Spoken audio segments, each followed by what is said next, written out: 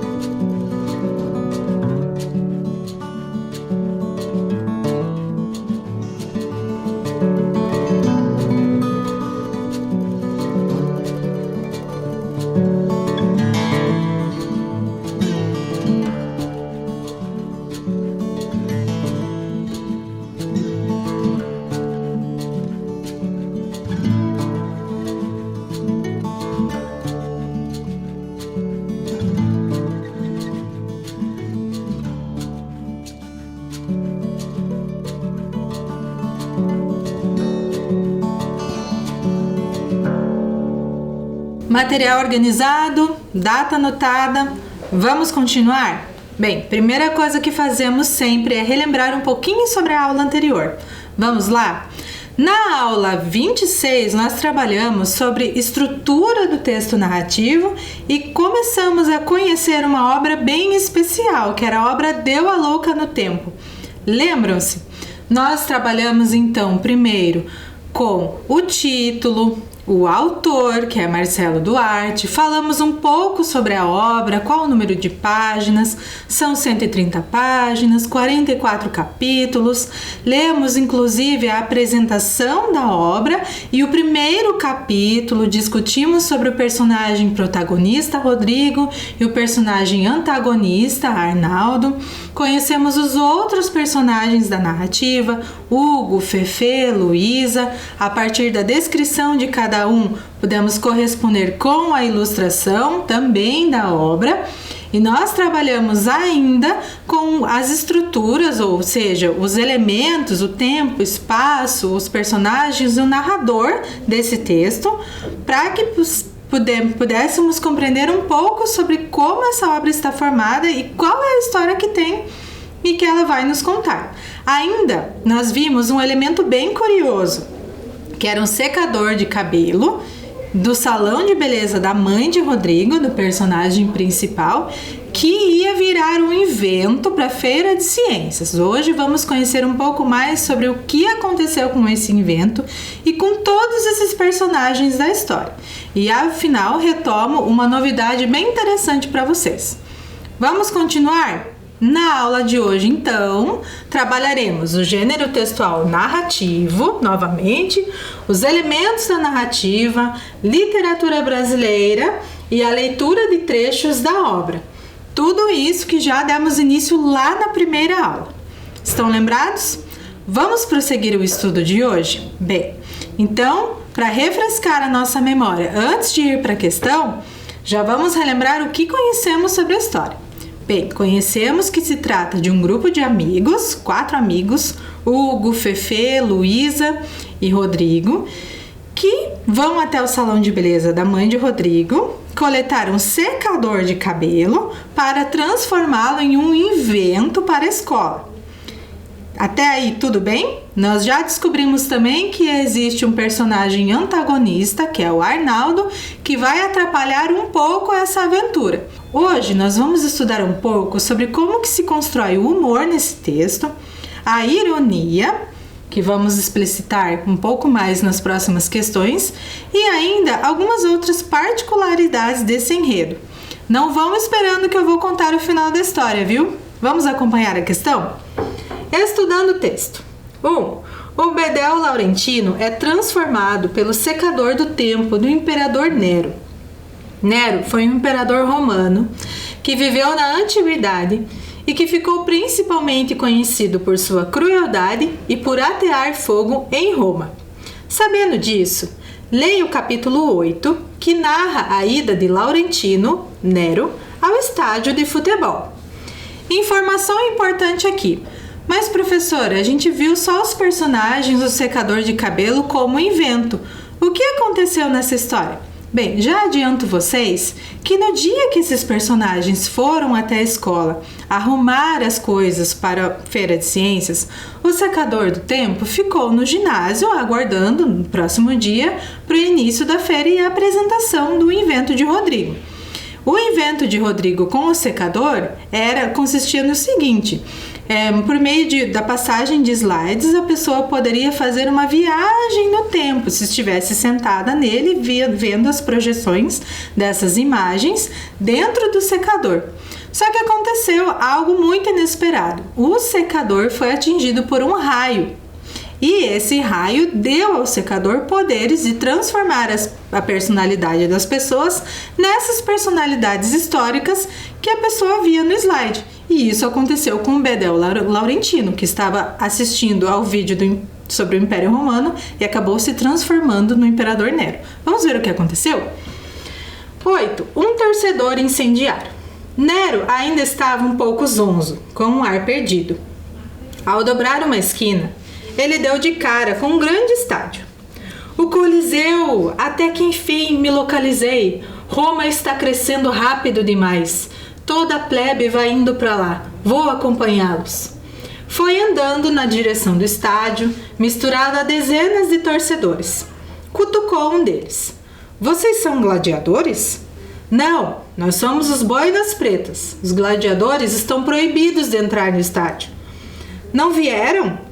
Quem vai enfrentar os leões? Pode deixar com a gente. Nero não sabia que eles se referiam aos leões incendiários, torcida do Dínamo, time mais popular da cidade. Quem é você? Quis saber um torcedor, assustado com aquela túnica feita de lençol. Sou Nero, de Roma. Roma? Gente, o cara deve ser olheiro de um time italiano, cochichou um outro torcedor. Aposto que veio contratar o Zuba. Zuba é um cracão. A notícia foi se espalhando por todo o estádio feito um rastilho de pólvora, até que chegou aos ouvidos de um dos diretores do Dínamo, que fez questão que Nero acompanhasse a partida das tribunas de honra, como seu convidado. Confortavelmente instalado no estádio, Nero ouvia os diretores da equipe paulista falando maravilhas do futebol de Zuba, dispostos a valorizar ao máximo seu passe. Nero, no entanto, estava confuso com tudo aquilo. O que estou fazendo aqui? Perguntava-se. A partida se iniciou. Nero contou 22 gladiadores, mais 3 sujeitos de preto que ele não entendia direito o que faziam ali. Continuava sentindo falta dos leões. Na metade do primeiro tempo, um dos diretores do Dínamo resolveu puxar conversa com ele. Vocês costumam ver jogos tão disputados assim em Roma? Não. Lá é muito diferente. Só uma pergunta. Aqui vocês não têm bichos? Temos, claro, mas nós só pagamos no final da partida, em caso de vitória ou empate. Nesse momento, o time adversário, com um uniforme preto e branco, marcou um gol. A torcida se levantou e passou a gritar: Botafogo! Botafogo! Botafogo! Ao escutar aquilo, Nero teve um estalo e pensou baixinho: é isso! Agora eu me lembrei. Tenho que botar fogo nessa cidade. Então, pessoal, lendo o capítulo 8, será que vocês conseguiram identificar a quantidade de mal-entendidos que aconteceram? Porque o Bedel, transformado em Imperador Nero, aquele imperador romano que incendiou a cidade, não estava entendendo nada do que ele estava fazendo num estádio moderno, que ele achou inclusive que era o Coliseu. Então, chega a ser até engraçado, não é mesmo? Ele não entendeu o que eram os juízes, na descrição do texto estava escrito que ele não entendeu o que eram aqueles 3 homens de preto que estavam fazendo no meio do estádio. Ele também não sabia o que era um estádio, porque partam do princípio que ele era um imperador que viveu na antiguidade, então não entendia nada, nem das roupas que as pessoas estavam vestindo.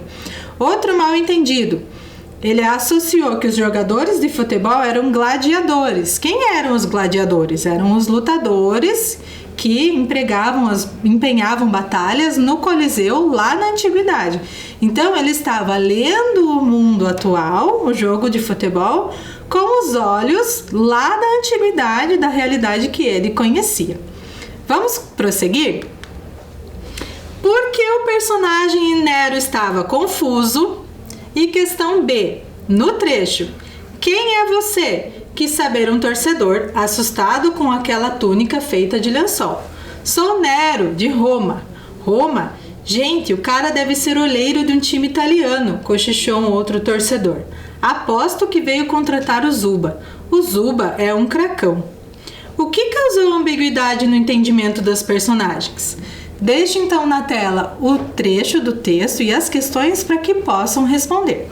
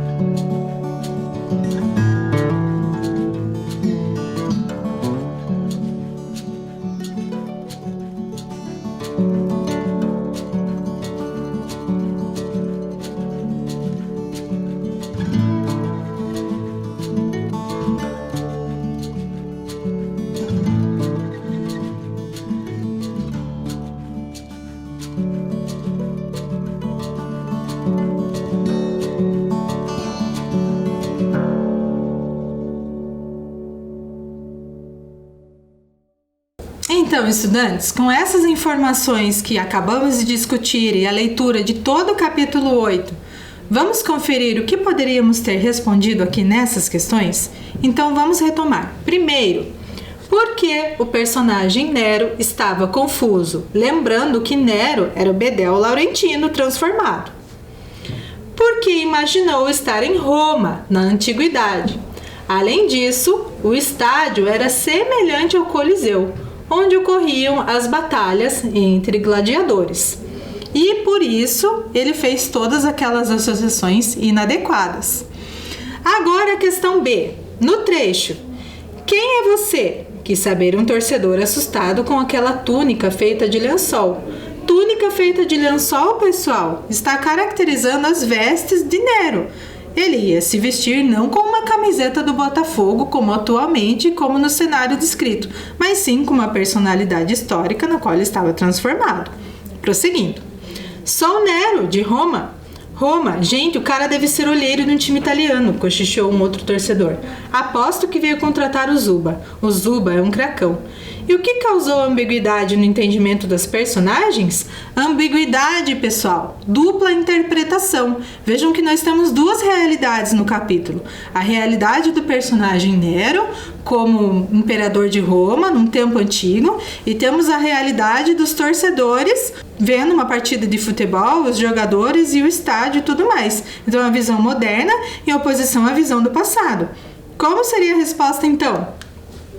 Houve um problema com relação ao tempo. Os torcedores jamais imaginariam que o personagem se tratava do próprio imperador, que, por sua vez, pensava estar na antiguidade. Um tempinho para que anote a resposta aí no seu caderno.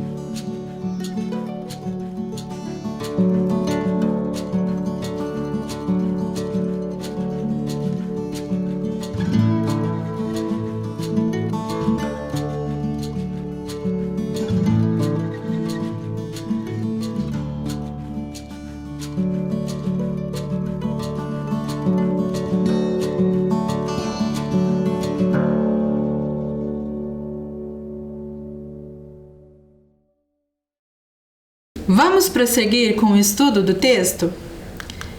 Questão 2. Ironia é uma figura de linguagem que utilizamos para dizer algo com intenção de expressar o contrário do que foi dito. Em Deu a Louca no Tempo, esse recurso é especialmente utilizado para marcar as falas do personagem Hugo. Leia os trechos abaixo e marque as alternativas que exemplificam corretamente o uso dessa figura de linguagem. Bem, informações importantes. Se você ainda não lembra, Deu a Louca no Tempo é o título da obra que nós estamos trabalhando.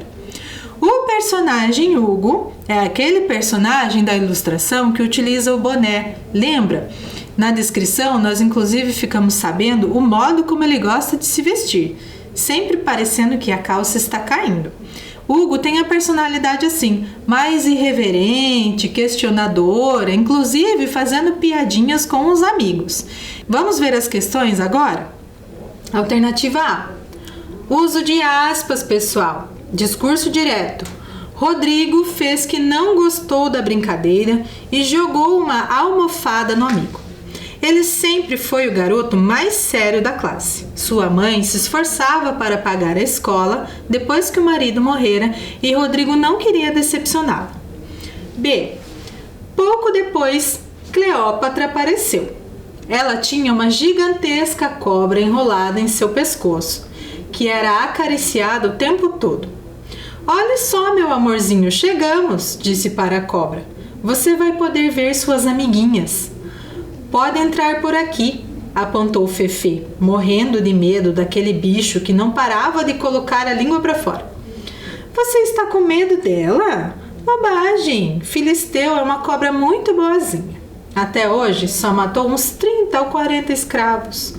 Nossa, que amor! Então, pessoal, deixo na tela para que localizem em qual dessas alternativas está sendo utilizada a ironia. Já voltamos.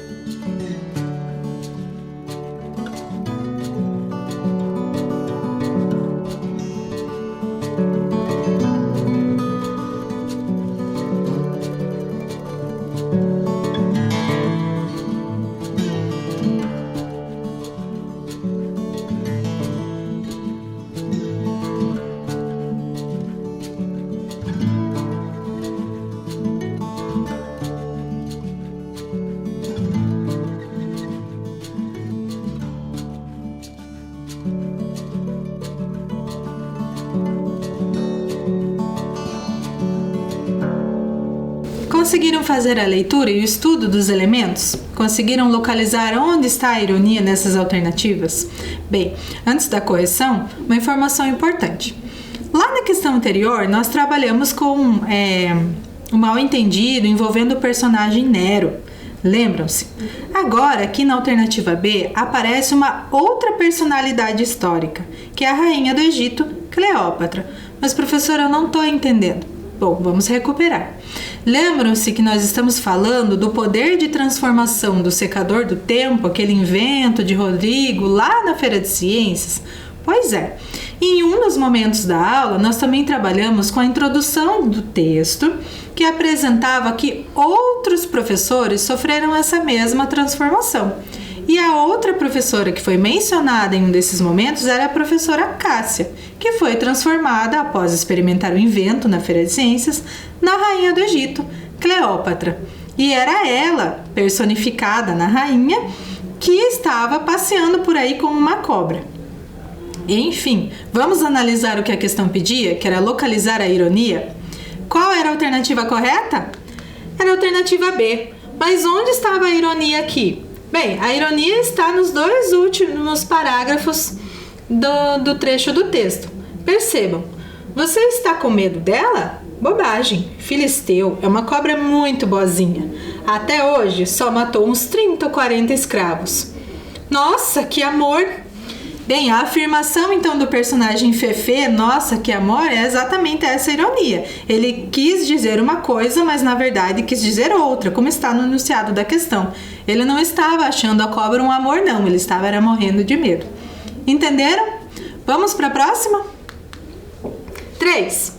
O secador do tempo era um maravilhoso invento, desde que não caísse em mãos erradas.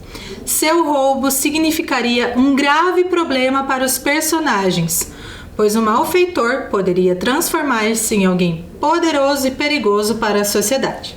Por essa razão, precisava ser detido. Leia o capítulo 22, exatamente na metade da obra, e descubra o que ocorreu. Informação importante antes de lermos o capítulo, pessoal. Bem, percebam que nós estamos caminhando agora para o clímax do enredo.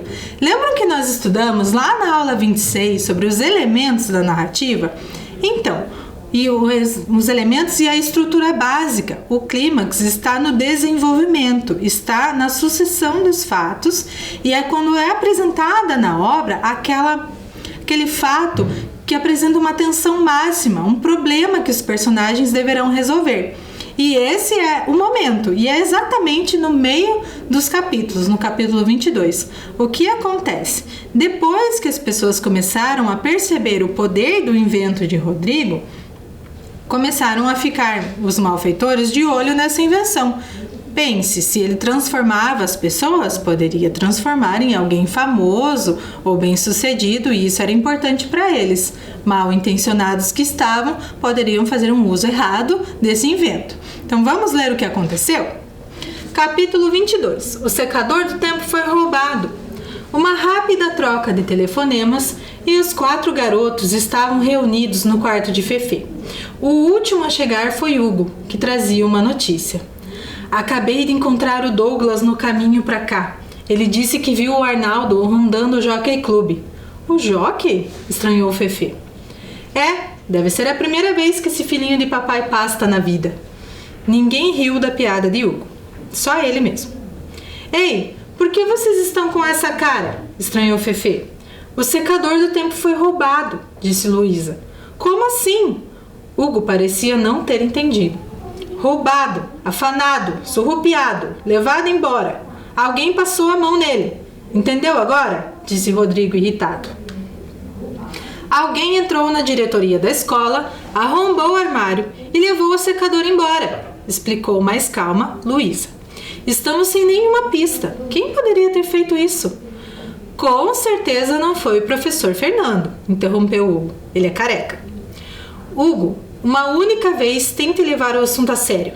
Como vamos fazer todos voltarem ao normal agora?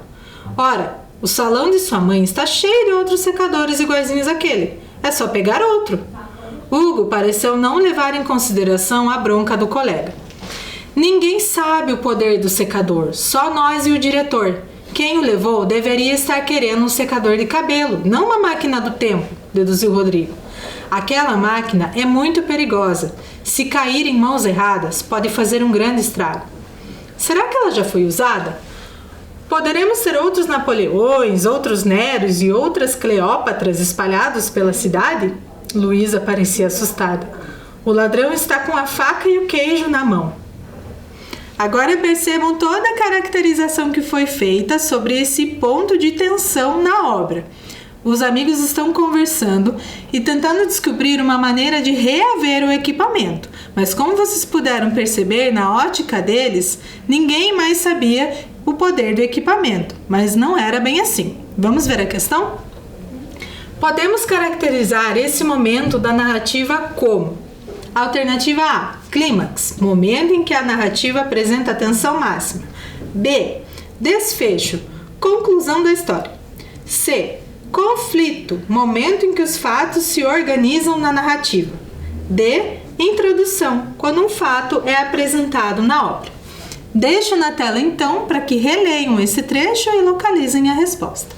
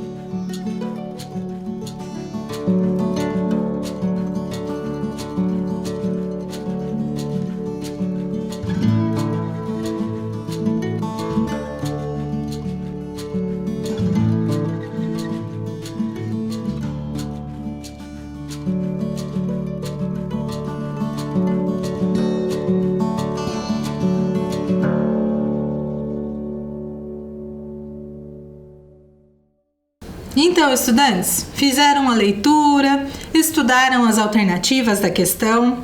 Vamos responder juntos agora? Podemos caracterizar esse momento da narrativa como o clímax, o momento em que a narrativa apresenta a tensão máxima.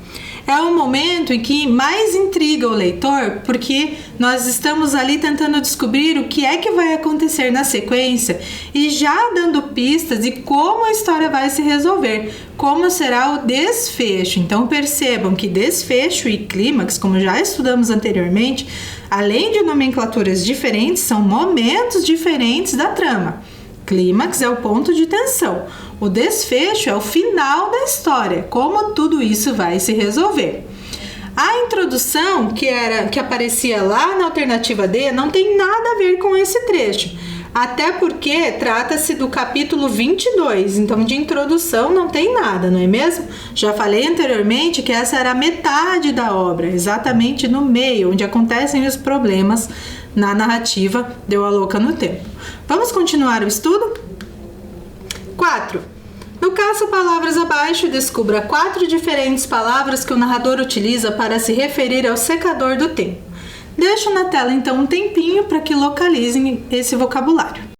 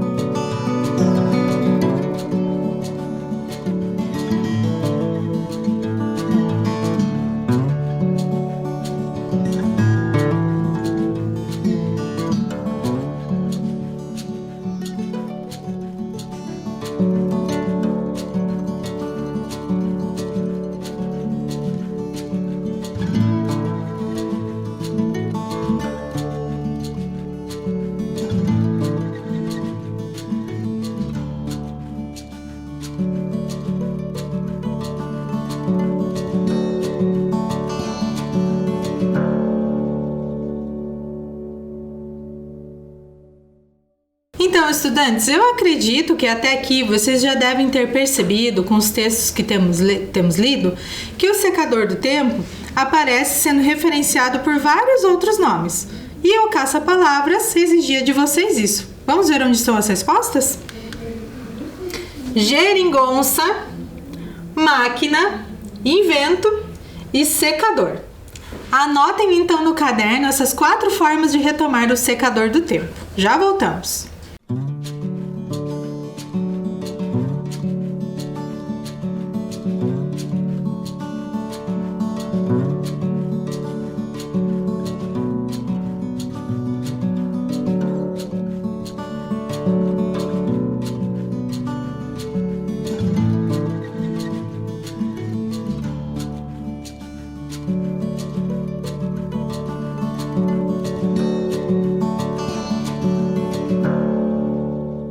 Então, estudantes, essas 4 palavras que vocês anotaram aí no caderno são utilizadas na obra o tempo todo para retomar o secador do tempo. Vamos continuar o estudo? Questão 5. Leia um trecho do diálogo entre os 4 colegas retirado do capítulo 10. Lembra do temporal de ontem à noite? Ouvi uma professora dizendo que um raio muito forte caiu na escola, disse Luísa. Deve ter dado um curto-circuito no negócio, estalou os dedos Rodrigo. Ah, não, brecou Fefê. Vocês andam vendo cinema demais. Isso aconteceu em De Volta para o Futuro e mais uns 5 milhões de filmes. Pensem em algo mais original, por favor. Mas só pode ser isso, Fefê, insistiu Luísa. Tá bom, quando resolvermos escrever um livro com essa nossa história, seremos acusados de plágio. Qual palavra poderia substituir plágio sem prejuízo de sentido ao texto? Utilize o seu dicionário para localizar a resposta.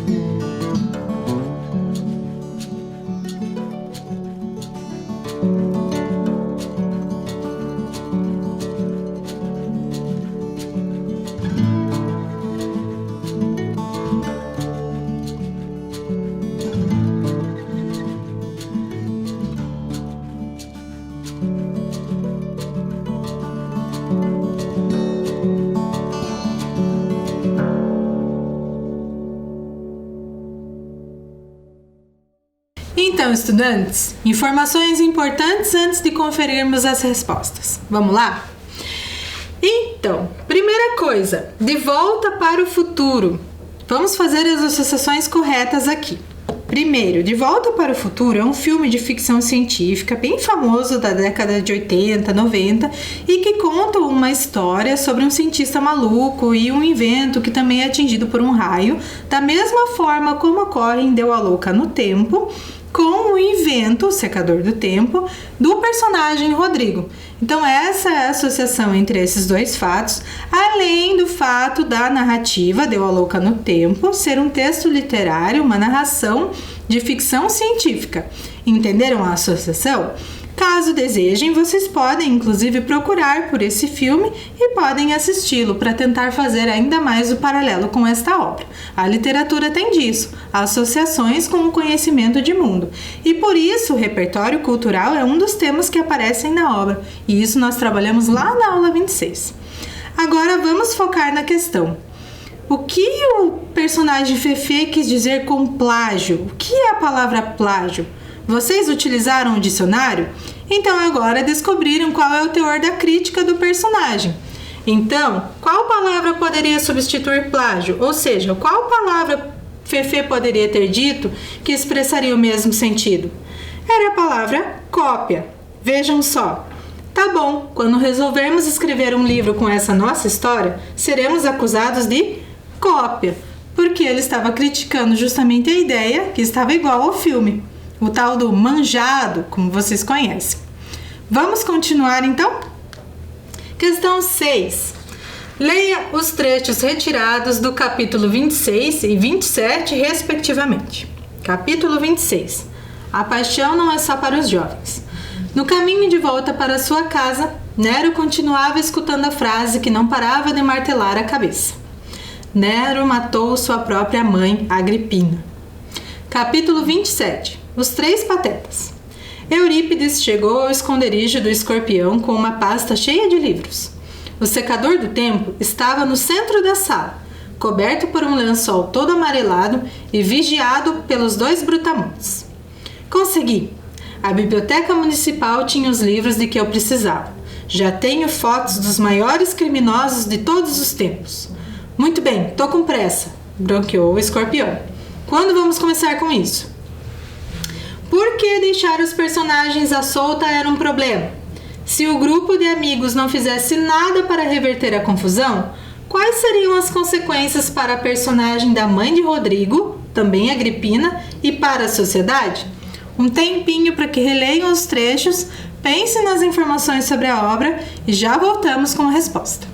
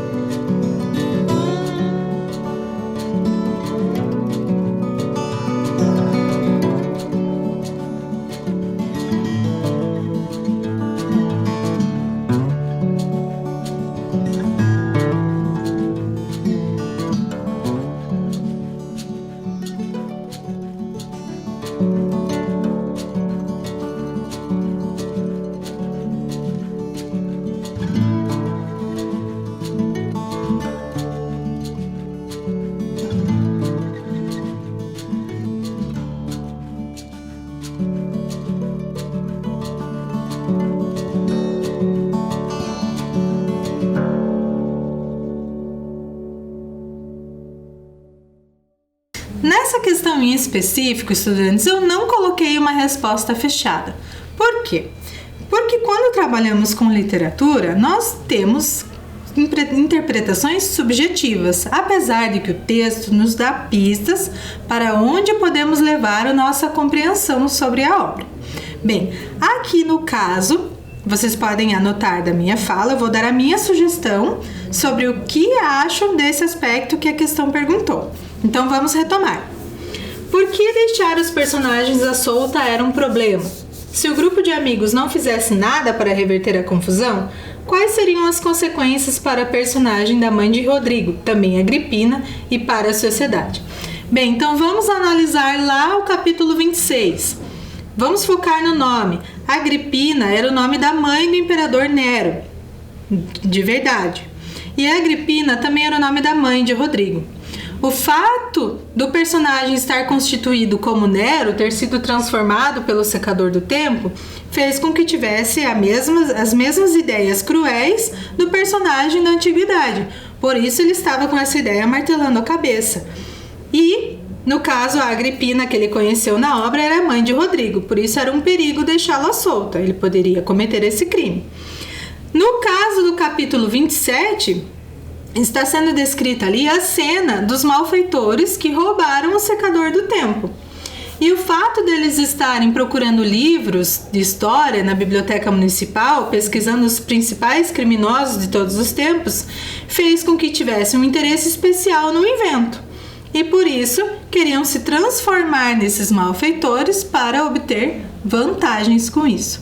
Na minha opinião, com a leitura da obra e com esses trechos, eu digo que esse era o perigo para a sociedade e para a mãe de Rodrigo. Compreendido? Vocês podem anotar informações da minha fala e, se por acaso consultarem a obra, podem também tirar as suas próprias impressões sobre essa questão. E o que mais acontece nessa história?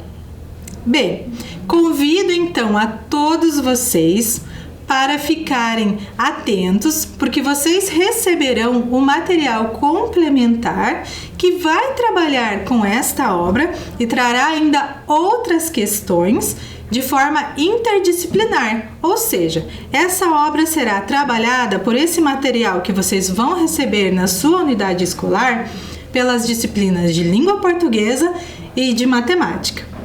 Bem, espero que tenham gostado do que descobriram da obra até aqui e tenham curiosidade de lê-la na íntegra. É isso, pessoal. Qualquer dúvida, vocês podem mandar um e-mail para nós naquele e-mail que coloquei para vocês lá na aula 25. Tudo bem? Então, hoje fico por aqui. Me despeço e bons estudos. Cuidem-se e até a próxima.